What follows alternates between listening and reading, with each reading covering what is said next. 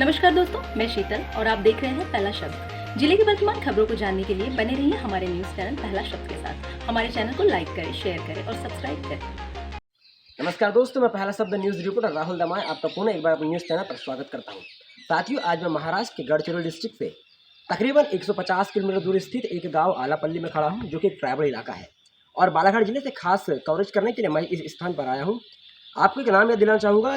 विगत कुछ दिन पूर्व ही हमने उन महान क्रांतिकारी की जन्म जयंती मनाई थी, जिनका नाम बिरसा मुंडा जी है, और उन्हीं के महान विचारों से प्रेरित होकर हमारे बिरसा ब्रिगेड के संस्थापक और राष्ट्रीय अध्यक्ष माननीय सतीश पेंदाम दादाजी ने बिरसा ब्रिगेड की स्थापना की और एक युवा क्रांतिकारी और युवा जोश से वे समाज में नई क्रांति लाने का कार्य कर रहे हैं और समाज को मुख्य धारा से जोड़ने का प्रयास कर रहे हैं। और इसी के चलते आज वे मध्य भारत के नागपुर अंचल से निकलकर इतने दूर, जो कि दुर्गामी इलाका है, जहाँ पर जंगल का राजा कहा जाने वाला शेर भी खौफ खा जाए, ऐसे इलाके में आकर यहाँ के समाज में एक जान फूंकने के लिए, उनके अंदर में जीवन जीने की ललक जगाने के लिए वे पहुंचे हैं। और इसके पीछे क्या उद्देश्य है, कई चीज़ें हैं जिनसे हम जानेंगे। तो आइए मुलाकात करते हैं सतीश पेंदाम साहब से। साथियों, जैसा कि मैंने कहा था कि हम बिरसा ब्रिगेड के राष्ट्रीय संस्थापक माननीय सतीश दादा पेंदाम जी से बात करेंगे और उनसे जानेंगे कि वे इस दुर्गामी क्षेत्र में किस उद्देश्य के साथ में पहुंचे हैं, किस जन जागृति के साथ में समाज में अलग जगाने के लिए पहुंचे हैं। तो चलिए उनसे बात करते हैं। जय दादा, आप मध्य भारत के नागपुर अंचल से निकलकर आज इतने किलोमीटर दूर का सफर तय करके इस दुर्गामी इलाके में पहुंचे, तो समाज में किस उद्देश्य को लेकर आप आज यहाँ पे शिरकत फरमा रहे हैं? मैं यहाँ पर जो आदिवासी समाज के लोग हैं, जो हमारे समाज के आखिरी आदमी हम लोग बोलते हैं जिनको, मैं उनसे मिलने आया हूँ, उनसे बात करने आया हूँ, उनकी तकलीफ़ों को सुनने आया हूँ। और जो एक दूरी बन गई है शहरी आदिवासी समाज में और गढ़चिरौली में, गढ़चिरौली को एक अलग देश समझ लिया जाता है। गढ़चिरौली का आदिवासी पूरे आदिवासी समाज से कट रहा है। हम पूरे देश के आदिवासियों को गढ़चिरौली के आदिवासियों से जोड़ने के लिए आए हैं। और इतना ही नहीं, गढ़चिरौली के आदिवासियों के लिए पूरे देश में आंदोलन खड़ा करने की तैयारी में आए हैं। मेरा विशेष आना इस बात के लिए यह है कि हमारे लोग जो तकलीफ में हैं, उनकी तकलीफों को समझे। जमीनी हकीकत क्या है, यहाँ पर कौन सी विचारों का हस्तक्षेप है, कौन से विचारों के मार्फत ये परिस्थितियां यहाँ पर चल रही है, व्यवस्था चल रही है, और किन विचारों के मार्फत आदिवासी यहाँ संघर्ष करना चाह रहे हैं। इन दोनों परिस्थितियों को समझने के लिए मैं यहाँ पर आया हूँ। और मैं आया हूँ ऐसा तो नहीं बोलता क्योंकि मेरी जमीन नहीं है, मैं यहीं का हूँ। बेसिकली मेरी कार्य क्षेत्र रहा है। हमारे स्टूडेंट लाइफ में हम लोगों ने बहुत सारे दिन यहाँ गुजारे। यहाँ के लोगों की तकलीफों को पहले से ही हम जानते हैं, लेकिन अभी जो ज़्यादा तकलीफ हो रही है या जिस विपरीत परिस्थिति में यहाँ आदिवासी जी रहे हैं, उन परिस्थितियों को समझने और उसका संवैधानिक हल क्या निकल सकता है, उसका सामाजिक हल क्या निकल सकता है, उसका राजनीतिक हल क्या निकल सकता है, इस दृष्टिकोण से हम लोग यहाँ पर आए हैं। किस तरीके से समाज की मुख्यधारा जोड़ा जा सकता है। दादा, और एक सवाल कि जिस तरीके से गढ़चिरौली को महाराष्ट्र का दंडकारण्य के नाम से जाना जाता है, तो यहाँ पे एक वीर क्रांतिकारी हुए वीर बाबूराव शर्माके, जिन्होंने अंग्रेजों और सामंतों के खिलाफ लड़ाई लड़के देश को आज़ाद भी कराया और साथ ही समाज को आधुनिक धारा से जोड़ने का कार्य किया। तो उनके बारे में कुछ विचार रखिए। देखो, ये गढ़चिरौली या पूरा दंडकारण्य जो है, अगर आप दंडकारण्य का मतलब समझते हैं तो ये वो क्षेत्र है जहाँ लोगों को दंड दिया जाता था। और यहाँ आदिवासी इसलिए थे क्योंकि आर्यों ने उनको यहाँ पर दंडित किया है। ये पुराना प्राचीन इतिहास है आदिवासियों का। ये क्षेत्र बहुत दुर्गम क्षेत्र रहा है शुरू से। यहाँ आदिवासियों की व्यवस्था रही है, आदिवासियों के जमींदार रहे। लेकिन जो विशेष बात यह है कि जो बाबूराव शर्माके का आंदोलन था, बाबूराव शर्माके के आंदोलन को यहाँ पर फलने फूलने नहीं दिया गया। यहाँ पर जो आंदोलन, बेसिक आंदोलन था आदिवासियों की जल जमीन जंगल का, वो बाबूराव शर्माके के नेतृत्व में चल रहा था।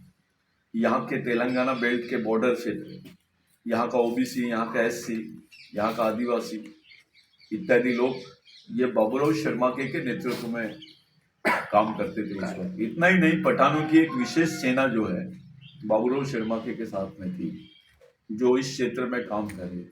इस क्षेत्र का बेसिक इतिहास ये है कि यहाँ जो जमीन का आवंटन हुआ, यहाँ जो लोगों के हिस्सों में जमीन आई, वो राजाओं की वजह से नहीं आई, वो जमीन यहाँ पर बाबूराव शर्मा के आंदोलन की वजह से है। राजाओं की जमीन को तो सीज कर दी थी गवर्नमेंट, उसका रेवेन्यू उसको आप एक अलग तरीके से ये किया गया, उसका विभाजन किया गया, उनको राजस्व मिला, उसका उनकी रॉयल्टी मिली। लेकिन आदिवासियों के हिस्से में कुछ नहीं है।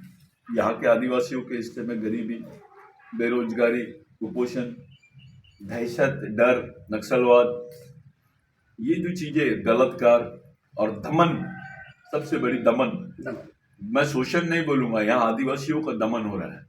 मैं वो दमन देखने के लिए आया हूँ और मुझे विश्वास है कि समाज बाबूराव शर्मा के विचारों को लेकर यहाँ अपने आवश्यक संघर्ष की तैयारी कर सकता है। बाबूराव शर्मा के विचारों में उतना दम है। बाबूराव शर्मा के विचार विद्यमान व्यवस्था और उपनिवेशवाद दोनों से एक साथ लड़ रहे थे। यहाँ विद्यमान व्यवस्था उच्च वर्णीयों की है, जमींदारों की है, साहूकारों की है, और दूसरी तरफ यहाँ जो दूसरी व्यवस्था है जिसको आप आज शासकीय व्यवस्था बोलते हैं, उस शासकीय व्यवस्था के मार्फत भी दमन दिखाई दे रहा है। उसका सही इम्प्लीमेंटेशन नहीं हो रहा, उनके संवैधानिक अधिकारों को दबाया जा रहा है, उनके स्वायत्तता के पांचवी अनुसूची के अधिकारों को दबाया जा रहा है, ग्राम सभा को दबाया जा रहा है। ये जो चीजें है, भारत में एक मॉडल है गढ़चिरौली। गढ़चिरौली एक देश बन गया है अभी। इस तरीके से गढ़चिरौली को फोकस कर दिया मीडिया में या बाकी व्यवस्था में गढ़चिरौली को जिस तरीके से दिखाया जा रहा है, गढ़चिरौली एक देश बन गया है। जितनी रेवेन्यू गढ़चिरौली से जा रही है डेली, उतनी पाकिस्तान की नहीं जाती है, बांग्लादेश की, नेपाल की नहीं जाती है, उतना रेवेन्यू गढ़चिरौली से जा रहा है। और इसको एक देश के रूप में देखा जा रहा है, क्योंकि यहाँ उत्खनन, यहाँ पे जो उत्खनन हो रहा है, जो माइंस के काम चल रहे हैं, ये ग्राम सभा के अधिकारों को, वन अधिकारों को, सामाजिक सांस्कृतिक अधिकारों को, प्राचीन सांस्कृतिक अधिकारों को दमन करके, उसको क्रैश करके ये लोग अपनी लाइन यहाँ खड़े कर रहे हैं। एक देश के लिए एक बहुत बड़ा मॉडल है ये। तो आप किसे जिम्मेदार समझते हैं? पहली जिम्मेदारी तो हम लेते हैं, जिम्मेदार हम भी है इसमें, क्योंकि हम हमारे समाज को समझा नहीं पाए, उसको संगठित कर नहीं पाए। क्योंकि केवल आलापल्ली की लड़ाई, एटापल्ली की लड़ाई, भामरागढ़ की लड़ाई वहीं के आदिवासियों की लड़ाई नहीं है, ये पूरे संपूर्ण देश के आदिवासियों की लड़ाई। और इस लड़ाई को काटा गया, बांटा गया। आज गढ़चिरौली के आदिवासी को देखकर शहरी आदिवासी उसको अपना भाई समझने के लिए, उसको देखने का एंगल बदल गया उसका। वो एंगल बदलना नहीं चाहिए, उसमें एक नई बात ऐड होना चाहिए, वो यह है सामाजिकता। सामाजिकता ये सबसे बड़ा रिलेशन है। जब देश में संविधान नहीं था तब भी सामाजिकता थी और ये जीवित थे। आज संविधान होने के बावजूद वो जीवित नहीं रह पा रहे।